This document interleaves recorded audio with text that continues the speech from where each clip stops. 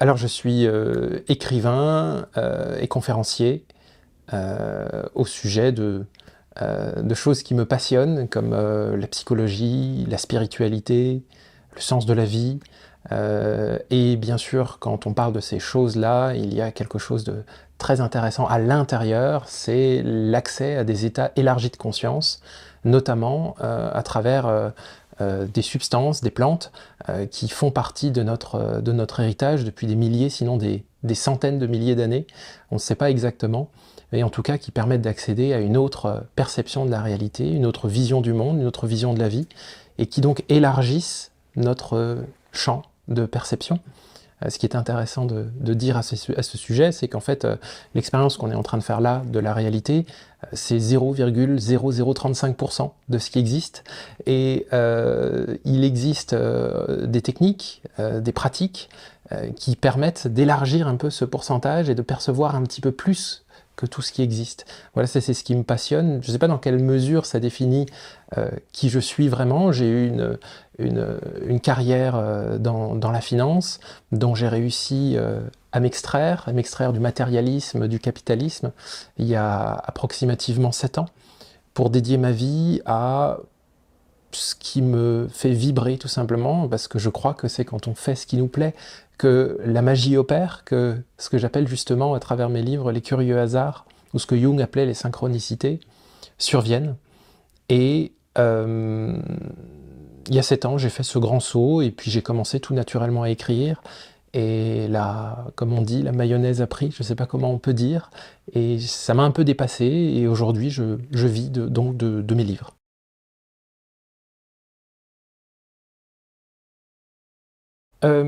Alors en tant qu'enfant, je pense que les gens décriraient un enfant peut-être perturbé, dissipé. C'est quelque chose qui revenait beaucoup. Je suis récemment retombé sur mes bulletins et effectivement on parle de bavardage, de dissipation. Aujourd'hui, à la lumière de là où je suis, je comprends ça comme un ennui mortel, hein, qui me poussait toujours plus à justement, encore une fois, élargir le champ de perception, à rendre ce qui se déroule en face de moi, à le rendre plus vivant, à le rendre plus significatif, plus profond. Euh, et, et du coup, c'est comme ça aujourd'hui que je vois la chose. Et alors aujourd'hui, le champ psychiatrique a posé un diagnostic là-dessus, hein, c'est du trouble du spectre autistique, et puis plus récemment ce qu'on appelle le TDAH. Alors ça va être des diagnostics qui, suite à des questionnaires et des expériences, font tomber quelque chose, alors que ces deux choses-là, en plus avec ce qu'on appelle le HPI ou le haut potentiel, peu importe, euh, qui a une importance d'ailleurs très très relative, font que ça donne une étiquette, mais que ces dimensions-là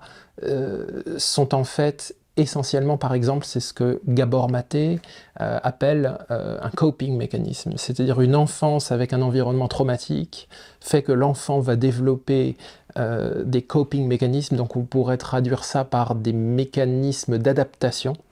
euh, qui vont se traduire après par un diagnostic que la psychiatrie va enfermer dans une nomenclature bien précise, associée à une médication bien précise. Me concernant, j'ai réussi à travers les années à venir gommer ce qu'on pourrait appeler des symptômes, mais qui sont en fait plus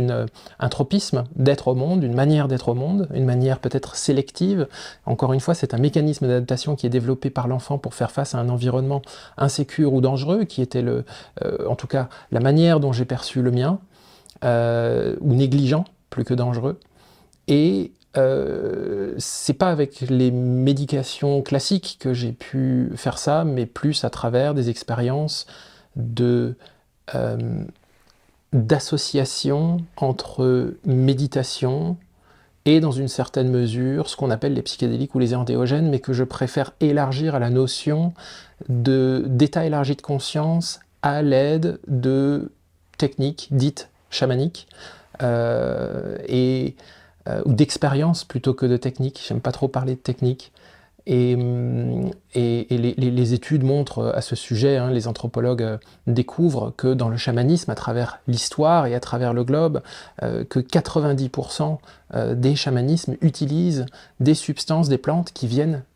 parfois même des substances animales, qui viennent modifier l'état de conscience et qui viennent l'élargir. Et donc, quand on dit de manière relativement populaire, le chamanisme n'a pas besoin de psychédéliques ou d'antéogènes, c'est vrai pour 10% des cas. Effectivement, puisqu'il y a des chamanismes qui se sont développés, qui sont relativement bien étudiés, dans des zones où les psychédéliques, les plantes antéogènes, les plantes sacrées, les plantes maîtresses, peu importe comment on les appelle, on pourra détailler tout ça plus tard, mais ne poussaient pas et n'étaient pas accessibles, et donc ont pu développer des techniques à travers le tambour, le chant, la danse, la privation, le jeûne, les privations sensorielles, développer des techniques d'élargissement de conscience. Et on pourra aussi parler plus tard des différences entre la transe, que j'ai envie d'appeler ça la transe, puisque ça va être l'accès à des états élargis de conscience sans l'intermédiation de ces cadeaux de la nature qu'on va ingérer jusqu'à communiquer avec la nature, et les expériences transcendantes, mystiques, qui sont permises par l'utilisation, l'ingestion des antéogènes, qui, elles, sont, à mon sens, en tout cas, dans ma perception, mon expérience et mon champ de recherche, si on peut appeler ça comme ça, très très différentes. Et ça nécessite bien sûr un cadre et une manière de faire. Donc tout ça, c'est une grande ellipse, encore une fois, pour essayer de fuir la narration de qui je suis, ou de qui j'ai été en tant qu'enfant, mais c'est surtout un enfant passionné, et donc je raconte toujours cette histoire, comme quoi j'ai été habité par la conviction qu'il existe plus que ce monde. Je suis né avec cette conviction cellulaire, cette intuition très forte qu'il y a métaphoriquement des trappes, des portes cachées, et donc j'ai passé une grande partie de mon enfance et de mon adolescence à chercher, à travers, comme je l'explique dans mon livre La sagesse interdite, à travers les rayons des bibliothèques, quelles sont ces techniques secrètes, puisque j'en étais intimement persuadé qu'il existait autre chose. J'ai aussi été nourri par toute la cinématographie fantastique des années 90, et puis bien sûr que des impasses, jusqu'au moment où on découvre Internet et où je découvre dans une certaine mesure Terence McKenna, où je découvre Jung, où je découvre Mircea Eliade, et où j'ai découvert à mes 18 ans une, deux, trois premières substances mésusées dans un premier temps, qui m'ont fait dire que tout ça c'est surtout pas pour moi. Et ça m'a raconté et ça m'a appris, par la force de l'expérience, qu'il n'y a pas de mauvaises substances, il n'y a que de mauvaises utilisations. Et aujourd'hui, ce qu'on raconte concernant les psychédéliques ou les antéogènes ou ces pratiques-là, lorsqu'on en raconte quelque chose de négatif, hein, qui a été d'ailleurs renforcé par toute une ingénierie sociale créée dans les années 70, on pourra l'explorer ça aussi ensemble, tout ce qu'on raconte est en fait essentiellement le fruit de mauvaises conditions d'utilisation et de mauvais cadres, tout simplement.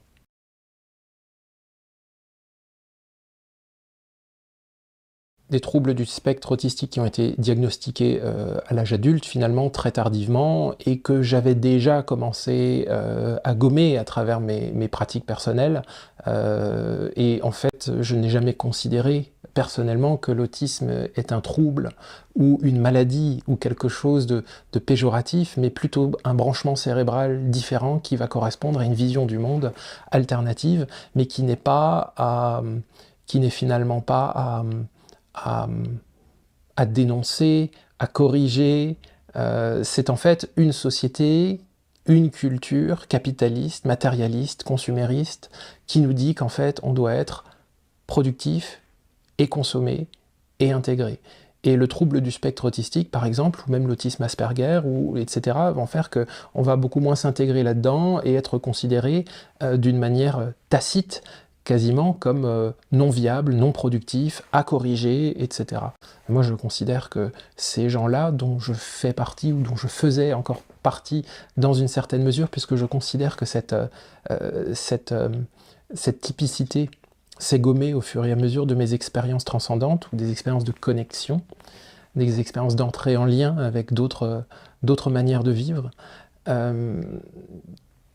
je considère que ces gens-là sont aussi fondamentalement utiles à nous apporter une vision alternative du monde, puisque c'est ce qu'on manque aujourd'hui, c'est ce dont on manque cruellement. C'est la richesse de toutes ces manières de voir la réalité, de sortir de cette intersubjectivité monolithique qui commence qu'on voudrait, à laquelle on voudrait prêter une objectivité, et dont, par exemple, la poésie est un des aspects.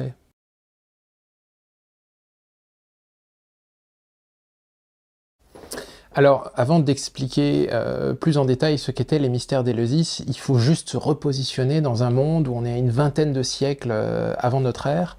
et où en Iran, ce qu'on connaît aujourd'hui sous le nom d'Iran, il y avait une religion qu'on appelait le zoroastrisme, et quasiment en même temps, à 2-3 siècles d'écart, ça paraît en même temps, même si c'est 2-3 siècles, au nord de l'Inde, on avait une religion qui s'appelait le védisme, qui est l'ancêtre du brahmanisme puis de l'hindouisme. Et en même temps, en Grèce, on avait quelque chose qui s'appelait les cultes à mystère. Mais quel est le point commun entre ces trois grands pôles de ce qu'on appelle des proto-religions?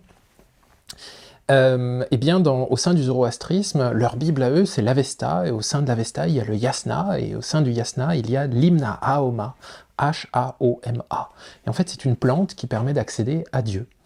Et donc, le prophète, à l'intérieur donc de cette proto-religion, va ingérer un breuvage qui s'appelle Aoma, et qui est fait de plantes antéogènes, le breuvage va lui enseigner quelque chose. Et donc, il y a un rapprochement entre la plante, le breuvage, et Dieu. Et ça, c'est quelque chose qui peut faire sourire aux gens qui regardent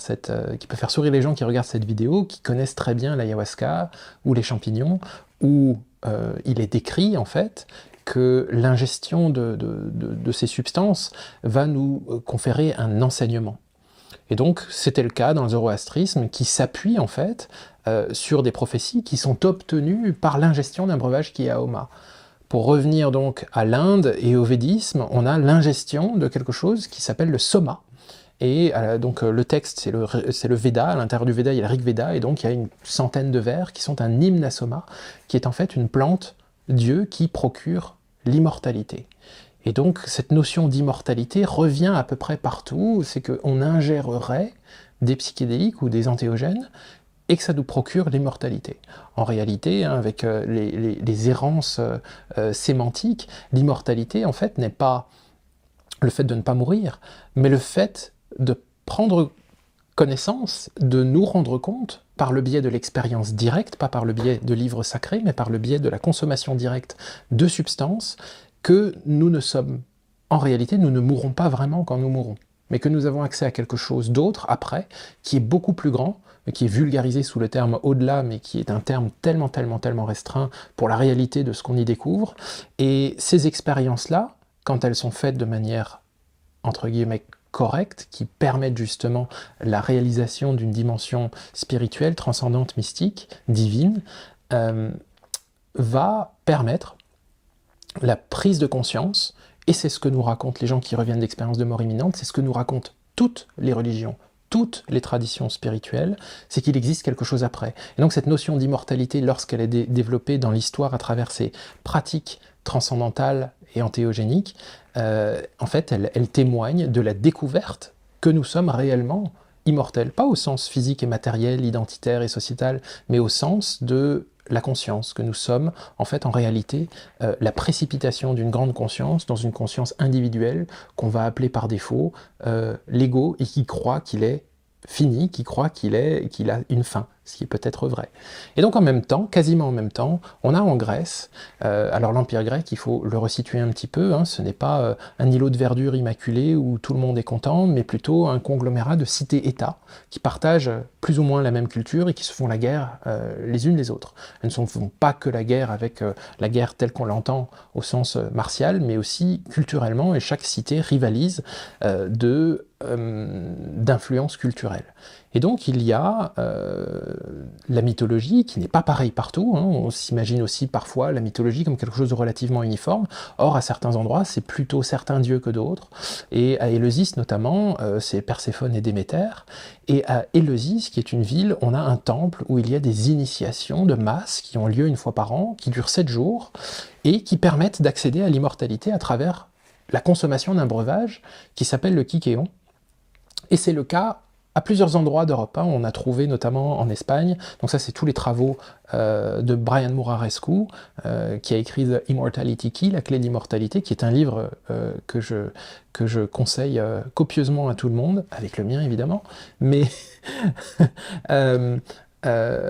où on découvre que, en fait, au centre de la société, quelle que soit la société en Europe méridionale, il y avait des breuvages psychédéliques. Et donc ça, ce sont les travaux archéochimiques et archéobotaniques qui nous le montrent, et où on trouve de la présence dans ces lieux-là, de manière indifférenciée, de morel, qui est en fait la belladone, de datura, d'ergot de seigle, qui est en fait le précurseur dont le LSD est synthétisé, de champignons comme l'amanite tumouche, vous savez, ce champignon rouge avec les points blancs, qui s'appelle en nom latin Amanita muscaria, et qui était au centre notamment des orgies dionysiaques, des orgies, ce qu'on appelait des bacchanales, puisque Dionysos a son pendant romain qui est Bacchus. Et la consommation dans cette société de ces substances était,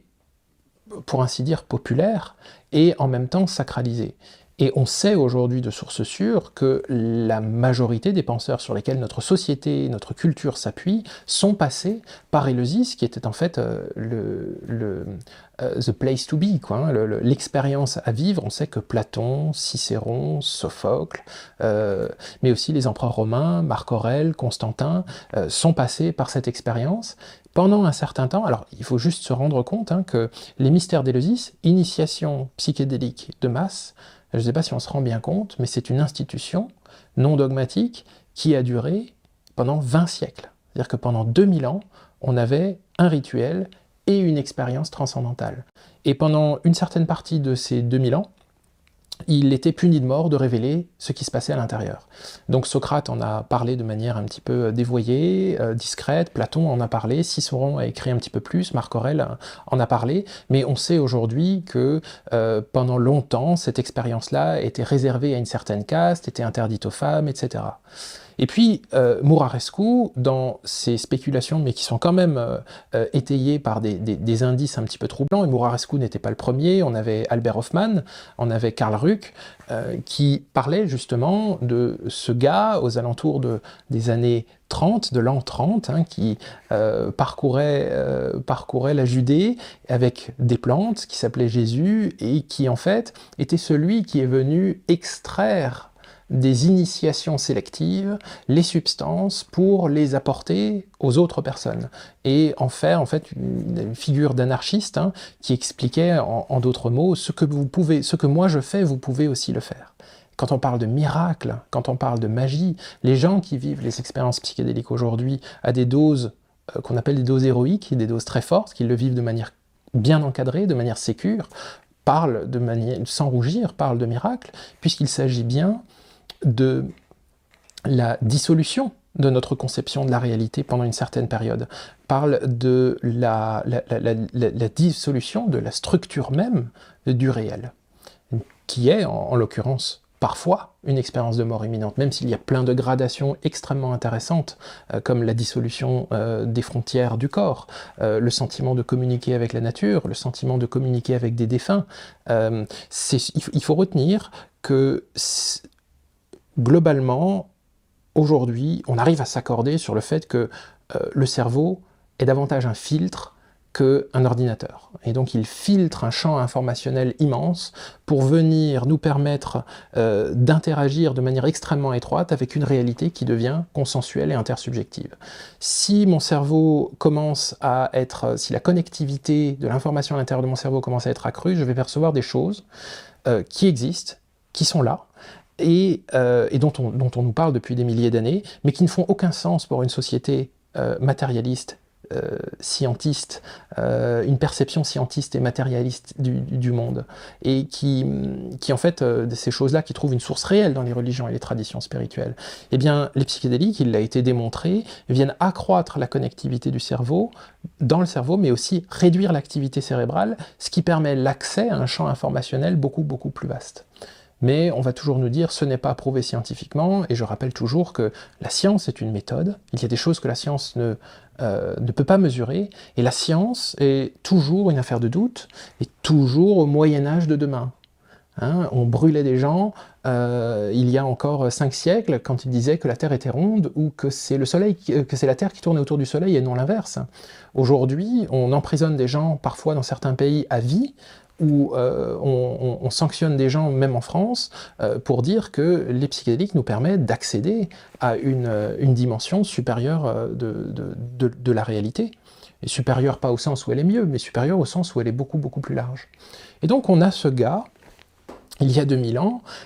qui trimballe des apôtres avec lui, et en fait qui s'appelle, puisqu'il n'est question de Jésus que dans le Nouveau Testament, qui s'appelle Iessos. Aucun locuteur grec de l'époque ne pouvait entendre Iessos sans penser à Iatros, qui est médecin, qui vient de la racine ios, poison. Et à 4 reprises, cet homme-là se décrit comme homme médecin dans la Bible, c'est lui qui le dit. Hein. Et qu'est-ce qu'était la médecine, il y a 2000 ans, si ce n'est pas l'utilisation de plantes? La Bible contient, tenez-vous bien, 206 mentions de plantes, dans des langues différentes, qui ne sont pas nomenclaturées, qui ne sont pas dessinées. Donc aujourd'hui, il y en a à peu près 90 qui font consensus sur leur identité. Donc un peu moins de la moitié. Sur ces 90, on sait pertinemment qu'il y en a à peu près la moitié qui sont psychotropes. Pas forcément psychédéliques, mais psychotropes. Il y a plusieurs psychédéliques, plusieurs antéogènes qui sont mentionnés dans la Bible. Et donc on a un gars qui utilise des plantes pour faire, soi-disant, des miracles, des dissolutions de notre compréhension de la réalité. Je crois que c'est Arthur C. Clarke qui disait « Toute forme de magie est en fait un avancement technologique que nous ne pouvons pas comprendre ». Et c'est pour ça que j'aime beaucoup parler, même si ça peut faire bondir certaines personnes,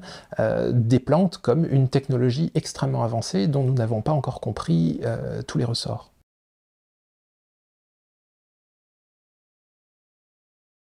Eh bien, c'est un peu tout le postulat, justement, certains s'accordent, mais c'est un peu, en tout cas, les matérialistes, hein, qui est en fait la pensée dominante aujourd'hui, la science matérialiste, mécaniste, à mon sens réductionniste, pense que, en fait, le cerveau est le départ de l'émission d'une forme d'hallucination qu'on va appeler la conscience. Or, même la science elle-même a du mal à définir la conscience, c'est ce qu'on appelle un hard problem. Là, je vais rejoindre évidemment, et tu me vois venir, Olivier Chambon, puisqu'il est le fer de lance du mouvement passe-matérialiste en France, mais on est des centaines, voire des milliers dans le monde, avec des gens qui sont quand même beaucoup, beaucoup plus crédibles que moi, dont Roger Penrose, hein, qui est un prix Nobel, qui explique en fait que le cerveau n'émet pas la conscience. Le cerveau est davantage un récepteur d'un champ informationnel immensément plus grand, qu'on va appeler par défaut la conscience, et vient le réduire jusqu'à nous permettre d'avoir une conception de la réalité suffisamment étroite pour permettre d'interagir entre nous et de construire un réel et de favoriser la survie de l'espèce. Le cerveau est un réducteur, une valve de réduction extrêmement efficiente et qui fait qu'on perçoit 0,0035% de la réalité. Sous psychédélique, la connectivité accrue fait que ces centièmes deviennent peut-être, que sais-je, 1%, 2% de la réalité, mais qui n'est pas reconnu par ceux qui ne perçoivent que ce que leur valve de réduction leur permet de percevoir. Et donc il y a ces exemples assez frappants, c'est que croire que la conscience se situe à l'intérieur du cerveau, c'est comme croire que l'orchestre se situe à l'intérieur de la radio, alors que la radio, en fait, n'est qu'un émetteur. Et en ce qui concerne la conscience et toutes ces choses fabuleuses qui seraient censées exister selon les gens qui sont parfois un peu trop perchés, donc qu'on va aimer comme à considérer qu'ils sont un peu trop perchés, ou emprunts à des dérives sectaires, qui sait, eh bien en fait, c'est comme s'il y a 200 ans, on était catégorisé de fous parce qu'on disait que les ondes radio existaient. Mais à partir du moment où on est capable de les mesurer, à partir du moment où on est capable de les contacter, à partir du moment où on est capable de les capter à travers un transistor et qu'on les rend réels, eh bien la chose existe parce qu'on est en mesure de la mesurer. Aujourd'hui, le contenu expérientiel, la phénoménologie qui est rencontrée à travers les expériences psychédéliques antéogéniques ne sont pas mesurables, ne sont pas reproductibles. On commence à le faire à travers des travaux sur la DMT, où on se rend compte que le contenu expérientiel de l'expérience de DMT est transculturel, est transversal, et il y a un contenu phénoménologique qui est relativement commun à tous les expérimentateurs et assez précis concernant ce qu'on y croise. Il y a Rick Strassman notamment, qui est un des plus grands chercheurs au monde sur la DMT avec Andrew Gallimore, qui a fait plusieurs expériences où il injectait de manière continue de la DMT, et s'il l'injecte de manière continue, c'est pour l'expérience, que l'expérience soit plus longue, hein, parce que la DMT se dégrade extrêmement rapidement dans le corps, et donc compare le contenu expérientiel et phénoménologique de l'expérience de la DMT avec le contenu phénoménologique de ce qu'on va appeler les expériences prophétiques des livres comme la Torah, le Coran ou la Bible. Et donc n'est pas prophète qui veut, hein, pour ces institutions-là, c'est très nomenclaturé, et donc une prophétie et un prophète doit répondre à peu près, si je ne me trompe pas, à une quarantaine de critères. Et bien Rick Strassman a pris ces 40 critères et les a comparés à la phénoménologie de l'expérience sous DMT, et ça concorde à 90%. Et donc qu'est-ce que nous raconte aussi Brian Muraresku? C'est qu'en fait, ce que nous raconte la Bible quand Ézéchiel voit, et tout le monde peut lire Ézéchiel, hein, il suffit d'ouvrir le bouquin, hein, il suffit d'ouvrir ce best-seller, Ézéchiel voit des roues de métal qui descendent du ciel et des êtres à 4 visages et avec des ailes qui descendent et qui communiquent télépathiquement avec lui. Et parfois dans la Bible on voit des anges, on communique avec une entité qui sont principalement des anges. On pourra revenir sur la notion d'ange. Mais le contenu de l'expérience de DMT est extrêmement proche de ces états prophétiques, ce qui fait dire à de plus en plus un nombre croissant de spécialistes et de scientifiques qu'en fait ce qui est relaté dans la Bible, ce sont des expériences alimentées par des antéogènes. Moïse, quand il est sur le mont Sinaï et qu'il reçoit les 10 commandements, il y a un buisson ardent. Isaïe, dans l'épisode qu'on appelle la purification des lèvres d'Isaïe, il y a un ange qui descend du ciel et qui lui met quelque chose dans la bouche, qui lui donne d'ailleurs mal au ventre, ce qui peut faire sourire certains expérimentateurs de champignons hallucinogènes. Et donc si vous voulez, ces spéculations-là, qui trouvent quand même une forme de réalité tangible à travers des expériences scientifiques qui sont de plus en plus nombreuses, doivent nous interpeller quand on les rapproche des récits concrets sur les consommations de plantes antéogènes dans la Bible. Hein. On a dans la Bible, déjà Christ veut dire loin, L''O''I''N''T, c'est celui qui a reçu l'huile. Et on a une recette d'onction dans la Bible, qui est un mélange de plusieurs huiles. On a une recette d'encens.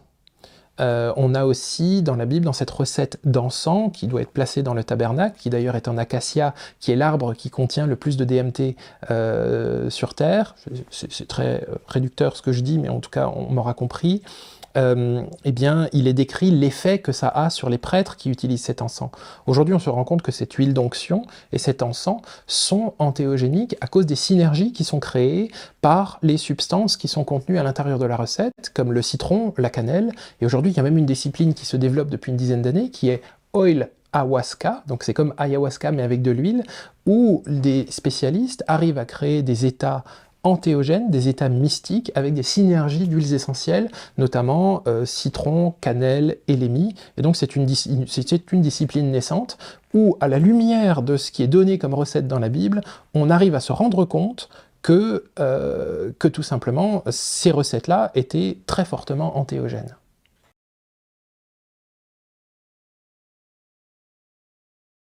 La disparition d'Éleusis, si je ne me trompe pas, on ne tiendra pas rigueur, en 390 et quelques, par l'empereur Théodose, hein, qui ordonne la destruction du temple d'Éleusis. Il faut s'imaginer l'Empire romain comme sur son déclin, notamment à travers bien sûr des raisons qui sont plus militaires, mais qui sont aussi spirituelles, puisque à chaque endroit de l'Empire romain, qui était immense, se pratiquait une religion proto-chrétienne qui, selon Muraresku, incluait de manière systématique des psychédéliques. C'est le principe de l'Eucharistie, hein, qui n'est pas une hostie en carton et du vin de messe, hein, mais que si la religion aujourd'hui a 2 milliards de followers, c'est essentiellement expliqué par le pouvoir de l'Eucharistie telle qu'elle était à l'époque. Et Éleusis proposait cette Eucharistie, mais à des fins qui n'étaient pas dogmatiques, à des fins qui n'étaient pas religieuses et qui n'allaient pas dans le sens de la narration que l'Empire romain voulait donner pour créer consensus et pour créer un ordre public. Et donc, tout simplement, comme ce qui s'est passé dans les années 70 récemment, on a l'interdiction de certaines pratiques, l'interdiction de certaines cérémonies qui nous permettent d'accéder à quelque chose de direct au profit d'un discours, au profit d'une narration collective qui vise à maintenir un certain ordre public. Et c'est exactement ce qui se passe. C'est pour ça qu'aujourd'hui, ce qui s'est passé avec les sorcières, donc on a, pour ainsi dire, Graham Hancock parle de The War on Consciousness, qui est en fait une guerre contre la conscience et une révolution psychédélique. Mais en fait, il y a eu 3 guerres contre la conscience avec l'extinction, une tentative d'extinction de ces outils d'élargissement de conscience, à travers la destruction d'Éleusis, à travers la crémation, la chasse aux sorcières, et à travers les années 70 avec The War on Drug, la guerre contre les drogues, qui est en fait une guerre contre la conscience. Et aujourd'hui, on assiste à une révolution psychédélique, mais ce qui s'est passé avec les sorcières, c'est que le vocable sorcellerie ou witchcraft a été vraiment posé par l'Église, alors qu'en fait, à la base, ce sont des herboristes et des chamans d'Europe. On n'a plus de tradition chamanique en Europe telle qu'il en reste en Afrique, en Asie, en Sibérie, ou en Amérique centrale et en Amérique du Sud. Tout simplement, c'est parce qu'il était porté par les sorcières, et que partout où l'Église est passée, on a eu, comment dire, une élimination en fait, du chamanisme en question. Quand l'Inquisition est venue toucher l'Amérique du Sud, consommer du peyote, qui était en fait le sacrement, pour ainsi dire, presque eucharistique des tribus au Mexique, le peyote, la consommation de peyote était punie de mort. Et ce qui est intéressant, c'est qu'aujourd'hui,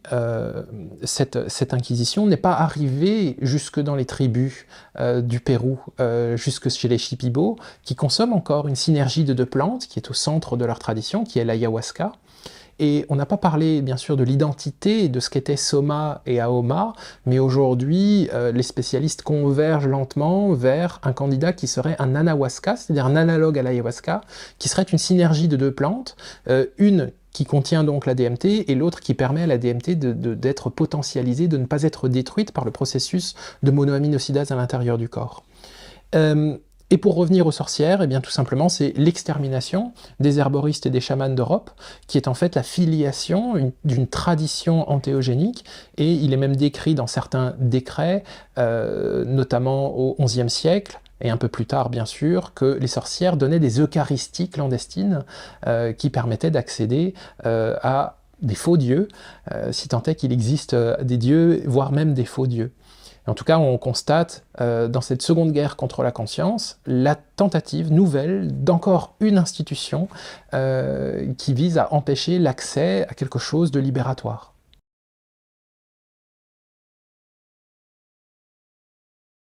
Oui, alors à chaque fois qu'il y a eu des initiations psychédéliques de masse, que ce soit au sein des religions, au sein des traditions spirituelles, les femmes ont toujours été relativement exclues et ont toujours été confinées à des rôles de préparation et de cueillette. Et pour ainsi dire, ce sont les femmes, en tout cas on est dans la spéculation, mais à la fois dans le constat de certains éléments historiques que Brian Muraresku compile dans son livre, ce sont les femmes qui détenaient essentiellement les informations concernant la botanique et concernant la concoction de ce genre de choses, et donc on peut penser, et on pense aujourd'hui, à une tradition de filiation dans ce qu'on appelle les sorcières, mais qui n'est ni plus ni moins qu'un chamanisme, et c'est ce qu'on constate dans quelques chamanismes du monde, où c'est la femme qui est au centre justement de ces pratiques transcendantales. Elle a été mise de côté de la dimension, de la dimension pratique de l'expérience. Et bien sûr, on a des exceptions, comme Maria Sabina ou comme toutes les sorcières d'Europe, mais effectivement, dans la narration chrétienne et plus particulièrement catholique, et de la place de la femme dans le bouquin sur lequel le catholicisme repose, si tu veux exclure les femmes et les diaboliser à travers des pratiques avec les plantes auxquelles on a prêté beaucoup de méfaits, mais qui n'étaient en fait que des pratiques de guérison, et d'accès à des états de conscience modifiés, le fait de placer ça et de plaquer ça sur la femme servait beaucoup le projet religieux.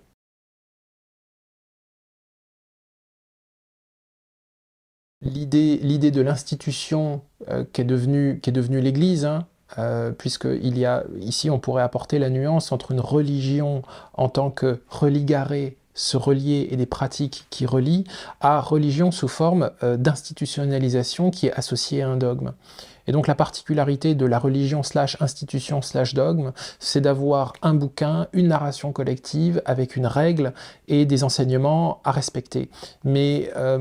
si rencontrer Dieu ou rencontrer le transcendant ou rencontrer l'au-delà se faisait à travers un livre, ça se saurait et puis on y serait probablement tous arrivés. Et donc dans cette volonté de contrôle des masses, dans cette volonté politique et militaire, puisque la religion n'était pas séparée de l'État, et était principalement l'organe décisionnaire, il faut vraiment aujourd'hui, quand on parle du Moyen-Âge et de cette période de appelons ça la sorcellerie, mais vraiment se rendre compte que religion et gouvernement étaient quasiment collés l'un à l'autre, sinon pas la même chose. C'est dans leur expression que ça a été différent, mais en réalité, en coulisses, c'était deux notions qui étaient profondément enchevêtrées politiquement, militairement. Et donc l'idée est, encore une fois, comme on le constate aujourd'hui depuis 50 ans, et comme on le constatait dans l'Empire romain au moment de son déclin, était de juguler une émancipation, de juguler une libération, et en l'occurrence de juguler et d'interdire une forme de concurrence, puisque les sorcières proposaient, selon certains textes, des eucharisties, c'est-à-dire qu'elles permettaient d'ingérer des plantes et d'accéder à des royaumes, et elle faisait de la magie. Alors c'est fantastique la magie, c'est quelque chose qu'on n'explique pas, et pourtant ça arrive. Et donc aujourd'hui, les explications sur la nature de la magie, on parle de prestidigitation, on parle de croyance, on parle de... Mais quand quelqu'un ingère un breuvage extrêmement puissant et accède, selon ce qu'il raconte, à d'autres formes de vie, il y a des intelligences non humaines, au fait de dialoguer avec la nature, de dialoguer avec les esprits de la nature, ou de dialoguer avec les morts, on va parler de croyance, on va parler de superstition, et on va parler de magie. Eh bien en fait, le compte-rendu de l'expérience est relativement commun à travers les gens qui font l'expérience des psychédéliques et des antéogènes sous un prisme spirituel avec l'intention de rentrer en contact avec des dimensions autres. Et cette notion de dimension autre, alternative, est un empilement de dimensions, elle est super intéressante parce qu'à travers toutes les traditions spirituelles, on a cette cosmogonie, c'est-à-dire cette tentative d'architecturation, je ne sais pas si le mot existe, du réel, en un empilement de dimensions.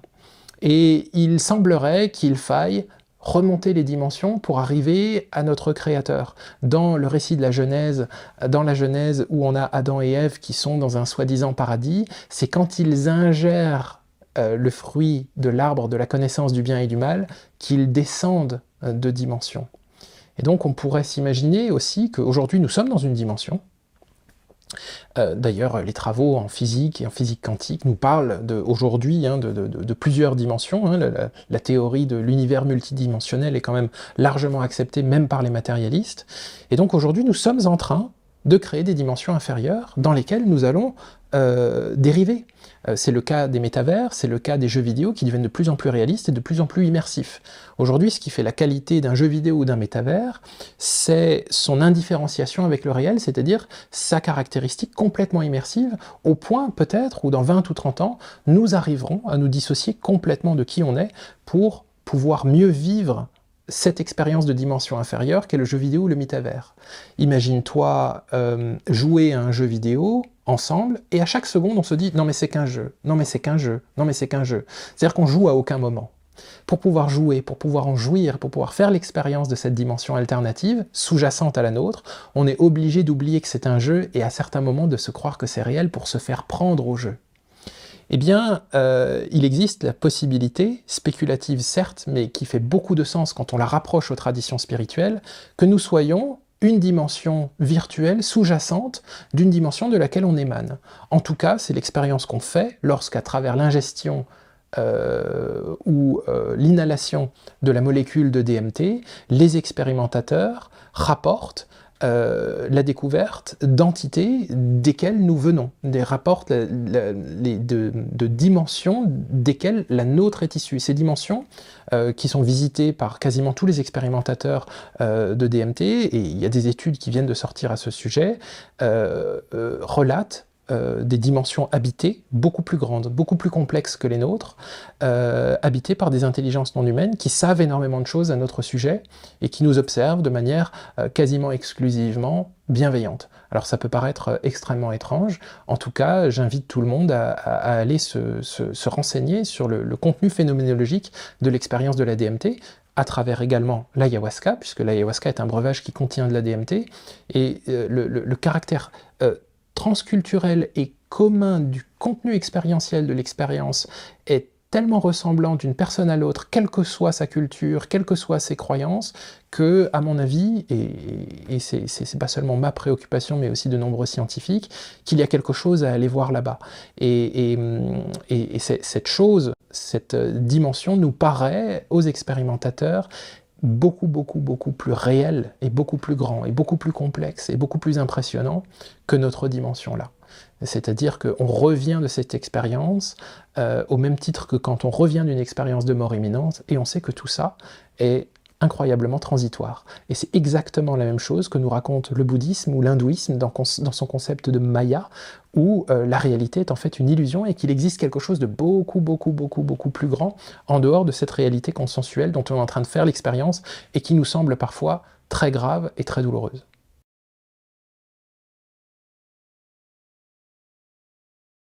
Ah mais oui, aujourd'hui tout le monde est facilement offensé, puisque dans cette évolution de l'esprit, dans cette évolution de la civilisation, on se distancie toujours plus de la nature. Et donc la notion de jeu qui, selon moi, déjà J-E et J-E-U, est une des caractéristiques fondamentales de cette existence, et d'ailleurs des dimensions alternatives et sous-jacentes que nous sommes en train de créer, peut sembler aux gens qui souffrent comme une insulte fondamentale. Eh bien, j'écris dans mon livre à certains moments que, puisqu'on essaye tous de comprendre, quand je dis tous, hein, ce sont les gens qui s'intéressent à cela et on est de plus en plus nombreux, quelle est la nature de la DMT, quelle est la nature de cette expérience qui nous fait accéder à une réalité beaucoup plus vraie, beaucoup plus grande, peuplée par des intelligences non humaines, eh bien, dans chaque programme informatique, nous avons ce qu'on appelle un easter egg. Dans les jeux vidéo, un easter egg, c'est ce qui nous permet de sauter certains niveaux, ou de découvrir des cheat codes, certains secrets, ou d'aller directement vers le boss de fin.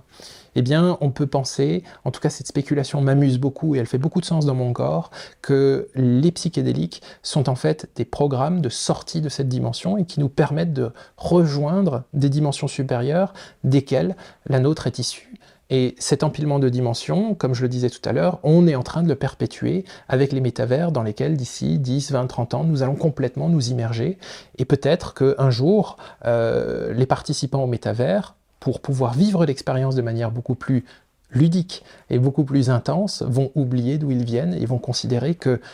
nous sommes des dieux et vont considérer que cette dimension dans laquelle nous sommes est purement spéculative.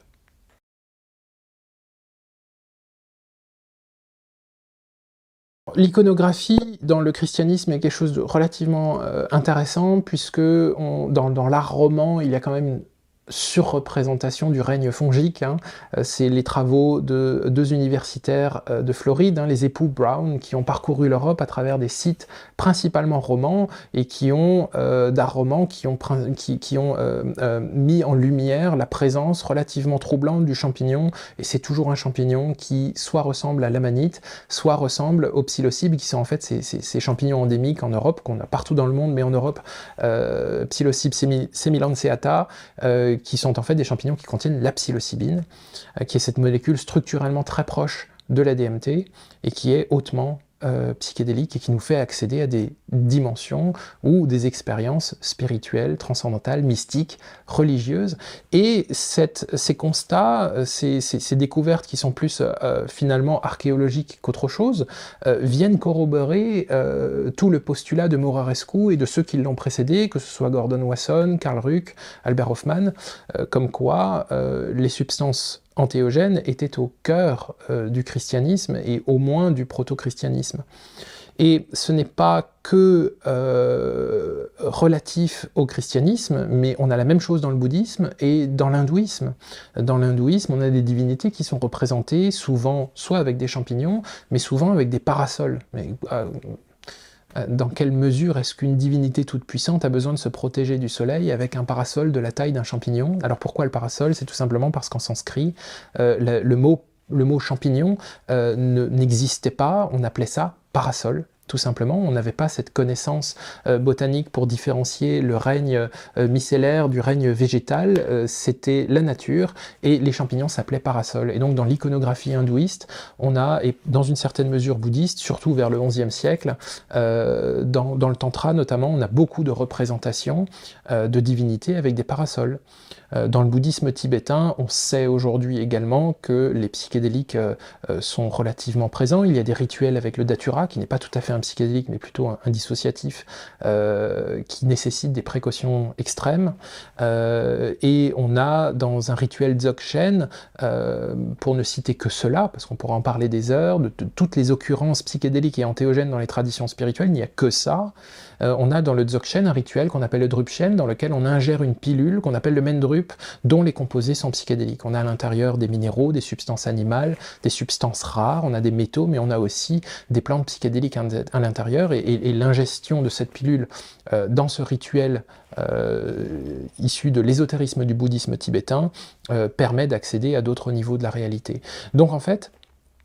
c'est permanent, c'est partout, sauf que le discours ambiant ne veut pas nous révéler cette évidence qui ont constitué fondamentalement les traditions spirituelles, mais qui proviennent du chamanisme. Ce qui est important de rajouter aussi, c'est que le chamanisme, en fait, lorsque le chaman ingère quelque chose pour servir un narratif aux personnes qui le consultent, c'est encore une fois une tentative d'intermédiation et une tentative de narration de quelque chose dont la narration finalement n'appartient qu'à soi. Et c'est l'institutionnalisation du chamanisme qui devient tradition, et l'institutionnalisation et la dogmatisation de la tradition qui devient finalement religion. Et donc on a une filiation finalement qui est évidente entre ingestion des cadeaux de la nature qui nous permettent d'élargir notre conscience et d'avoir l'expérience spirituelle, chamanisme, tradition spirituelle, religion et dogme. On se rend compte aussi à travers ces expériences, cette transculturalité, mais c'est un exemple parmi tant d'autres, de l'apparition du serpent, que ce soit dans les religions bibliques, mais que ce soit aussi chez les Shipibo, que ce soit dans les récits sumériens, que ce soit, c'est quasiment présent partout. Là, on est en présence de ce qu'on appelle un archétype. Un archétype, c'est un symbole dont le contenu n'est pas forcément biographique, c'est-à-dire, moi je vois le serpent d'une certaine manière en raison de ce que moi j'ai vécu ou pas vécu avec les serpents, mais il y a aussi un sens qui dépasse mon contenu biographique, qui est culturel, voire même propre à l'espèce humaine. Et là, c'est ce qu'on appelle un archétype, c'est-à-dire c'est un symbole qui va être imprégné d'un sens qui n'appartient pas qu'à moi. Et donc c'est relativement étrange et intéressant que dans les expérimentateurs de l'ayahuasca, et de certaines plantes autres, la prévalence du serpent comme une manifestation du contenu phénoménologique qui est transculturel à travers les âges et à travers les époques. C'est intéressant de voir que c'est le serpent qui a tenté Ève dans la Bible en lui disant « si tu manges de l'arbre, du fruit de l'arbre de la connaissance du bien et du mal, tu ne mourras pas, mais tu en sauras autant que ton Créateur ».